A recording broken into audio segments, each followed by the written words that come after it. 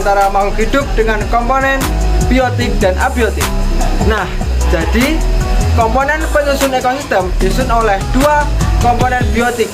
Pertama, komponen biotik ekosistem biasanya meliputi semua jenis makhluk hidup, baik berupa tumbuhan, hewan, jamur, maupun organisme lainnya. Setiap komponen biotik memiliki peran dan fungsi yang bertujuan mempertahankan suatu bentuk ekosistem dalam suatu ekosistem. Contoh komponen biotik yaitu 1.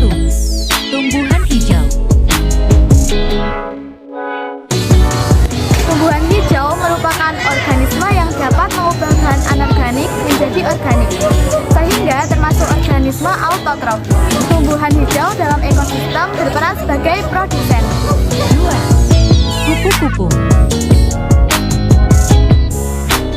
Kupu merupakan komponen biotik yang mudah dikenali dalam ekosistem. Peran sebagai kupu-kupu dalam ekosistem tidak hanya sebagai herbivora, tetapi juga sebagai komponen yang penting dalam penyerbukan. Kedua, komponen abiotik. Komponen abiotik merupakan keadaan fisik dan kimia di sekitar organisme yang menjadi medium dan substrat untuk menunjang keberlangsungan hidup organisme tersebut. Nah, berikut ini penjelasan tentang contoh komponen abiotik. 1. Air. Air merupakan komponen abiotik yang sangat penting karena berpengaruh terhadap ekosistem.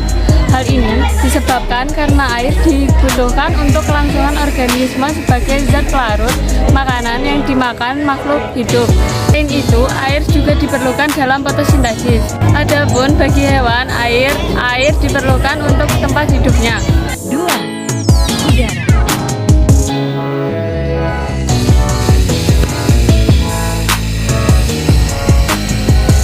udara, merupakan komponen abiotik yang berfungsi untuk sistem pernapasan.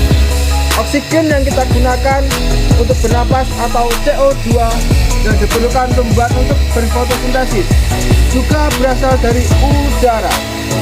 Suhu udara dapat mempengaruhi metabolisme komponen biotik.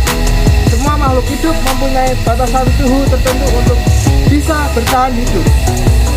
3. Cahaya matahari.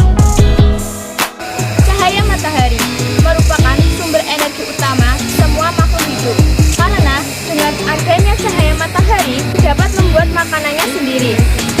Mulai dimanfaatkan oleh manusia dan hewan sebagai sumber makanan.